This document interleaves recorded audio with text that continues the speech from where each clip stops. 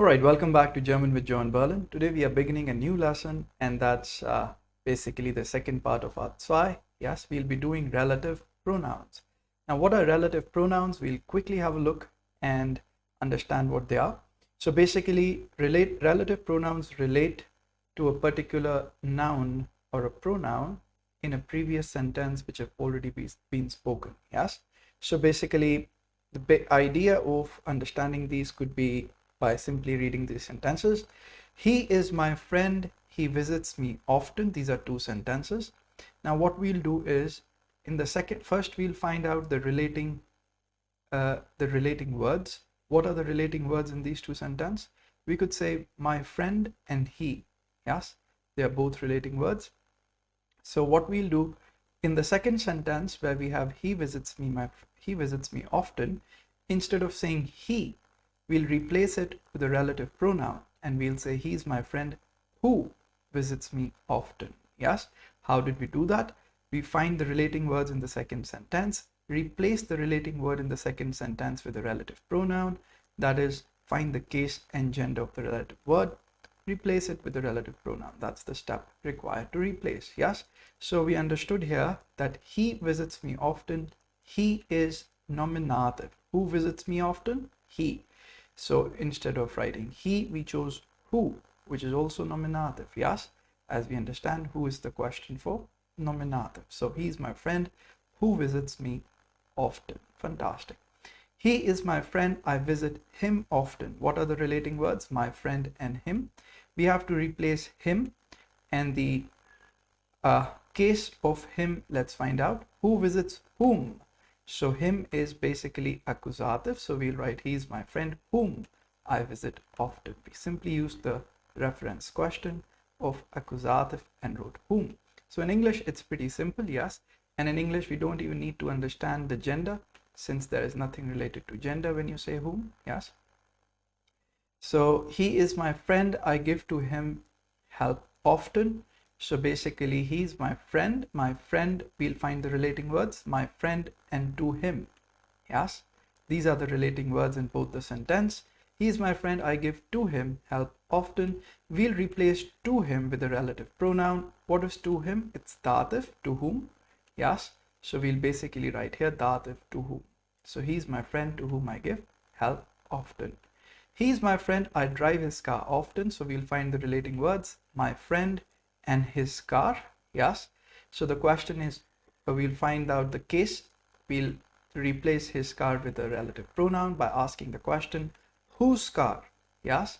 So basically that's a relative pronoun. He's my friend whose car I drive often. Yes. Then again, moving forward, he's my friend. I wait for him at the bus stop. So again, we'll ask ourselves the question, what are the relating words? My friend and for him. And we'll find out basically I wait for whom. Yes, that is the question. For whom do I wait? So basically it's him. I wait for him.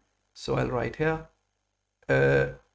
he is my friend for whom I wait at the bus stop. Now please remember, whenever there is a preposition along with the word, that is the relating word. Yes, these are two relating words, my friend and for him. And the one which we are replacing, if there is a preposition, we also take the preposition along. Yes. Who waits for whom? Him. Yes, but we also take for. So who waits for whom? Whom is already here. We'll also include for. It'll become for whom. So always remember the tip: when there is a preposition like for, with, of, etc., etc., use the preposition with the relative pronoun. He is my friend. Moving on. He's my friend. I traveled with him to Berlin. So again, the relating words are my friend and with him. So we'll basically try to identify here the case. So it's with whom, basically who travels with whom. So it's he's my friend with whom I travel to Berlin. Yes, fantastic. So moving forward, we have one last sentence. He's my friend. I traveled with his car to Berlin.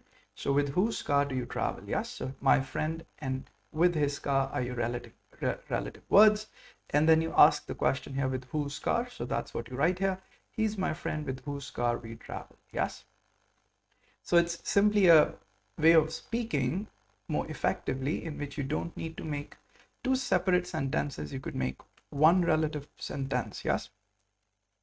Perfect. Now these were the English examples just to understand the concept of relative pronouns.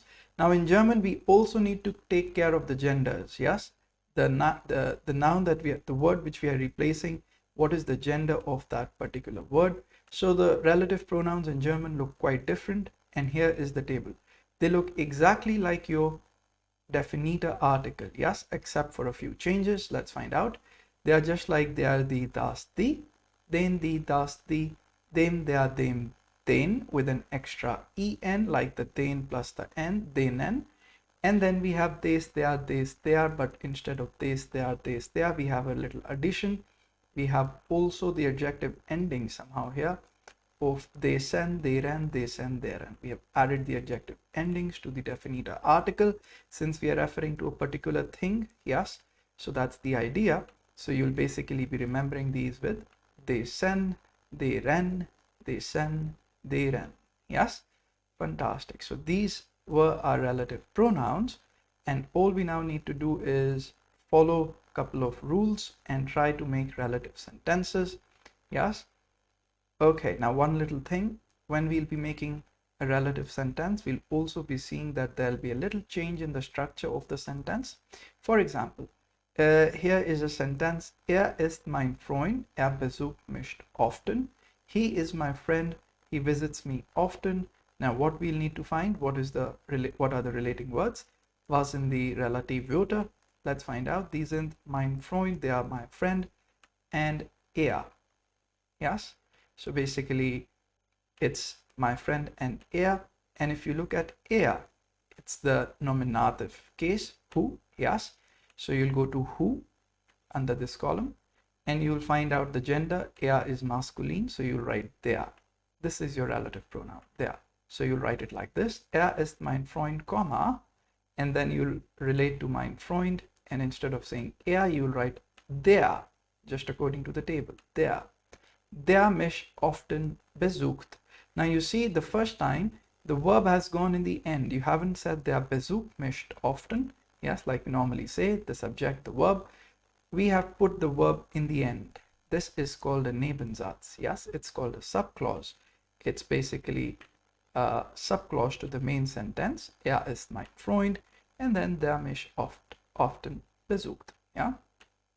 So with this concept in mind, I would rather say let's attempt a few questions we already read in English. Let's try to do them in German. Now the first sentence I have here: he is my friend, I visit him often. First step, find the relating words, my friend and him. Second step, in the relative sentence, the sentence which we'll be making in relative sentence, yes, this one, we'll pick up him and identify its case. So it's who visits whom, that is accusative. So we'll go to accusative. We'll find out the gender, it's masculine, him, so we'll write den. Yes, so let's write here: Er ist mein Freund. Okay, I think the font is too small, need to make it bigger. Er ist mein Freund, comma, now we'll replace him as we already saw with accusative den, so we'll write here den. Then we'll write rest of the sentence: den mich often. Very good. Okay, den ich, sorry, the sentence is I visit him often. Den ich oft besuche. Yes, so I have conjugated for ich and I have put the verb in the end. I didn't say den besuche ich oft, I have said den ich oft besuche. Yes, so the verb goes in the end. Just to show you, I could have written den besuche ich oft. As we know, the first and third position are changeable, so I have put the subject on the right of the verb. But then again, this would become a Hauptsatz, which is called a main sentence. But in such sentences, this is the main sentence, this is the Nebensatz, that's the subclause. So we shouldn't write the verb here. We simply pick up the verb from here, cut it, and paste it in the end.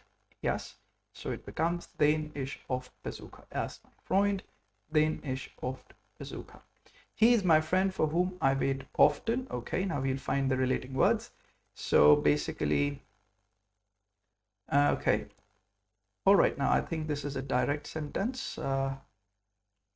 I should have written, he is my friend. I wait for him often. Yes, that would have been a better question. I wait for him often. Okay, now again, I corrected it. So basically, he is my friend. So my friend and for him are the relating words. So we'll replace for him basically with a relative pronoun. So basically identify the case. Who waits for whom? So it's accusative. And as per the rule, we'll pick up the preposition along. So in Deutsch, let's write the same sentence. Er ist, okay, let's make it bigger. Er ist mein Freund. Yes, he is my friend, comma. And now, according to the rule, first let's understand what would be for in German. For in German would be auf, because the preposition for this verb to wait is not für, which you might have thought. In German it's auf. We never compare prepositions in German and English. We got to learn them separately when the time comes. For now, let's remember it's auf. So we'll first write the preposition before we write the relative pronoun, since we take the preposition along. So I'll write auf, and then I'll replace him with the accusative pronoun. Yes, masculine, that is den. So I'll write auf den. Now I'll not write besuche ich, sorry, auf den warte ich oft. That'll be wrong. That'll be a main sentence. I'll pick up the verb warte, put it in the end, and it'll become auf den ich oft warte. Yes, fantastic. Now he is my friend to whom I help always, or I could have written the sentence here to make you understand even better. He is my friend, I give to him help always. Yes, fantastic. Let's write it down. Help always. Now we'll find the relating words. It's my friend and to him. Yes, so we'll try to recognize that case here. It's basically dative, to whom. Yes, so basically in dative we find this case, and we'll find, let's find out first. Let's get this sentence started. So it'll be er ist mein Freund. Yes, comma. Now we'll go to dative, and like we figured out, to whom is dative, and we'll find out it's masculine. So we'll write dem. Now here dem itself means to him. Yes, to whom. So we do not need to write to, because to is already there in the dative relative pronoun. Yes, so I'll write dem ich oft Hilfe gebe. Yes, now I wrote it directly. Could have written it like that to explain. Dem gebe ich Hilfe oft. Yes, dem gebe ich oft Hilfe. Yes, but then again, the verb goes in the end since it's a Nebensatz, so it will be written like this. Dem ich oft Hilfe gebe. Yes, make it bigger. Fantastic. Now he is my friend with whom I go to Berlin. Will help me out here. Find the relating. Okay, so this is more easy if I write it like this. I go with him to Berlin. Yes, now we'll find the relative words. It's my friend and with whom. Yes, so we'll go here and we'll begin the sentence. Er ist mein Freund. Yes, now we'll basically replace this. We'll find out with is dative, so we'll write with here, mit, and then we'll go to dative, find out it's masculine, so we'll choose dem, like you can see here. Yes, mit is dative, so we went to dative, chose the masculine, and we wrote here mit dem. Mit dem. Now I'll not say gehe ich nach Berlin. That will be wrong. I'll need to put the verb in the end, so let me pick it up, put it in the end, and now it's mit dem ich nach Berlin gehe.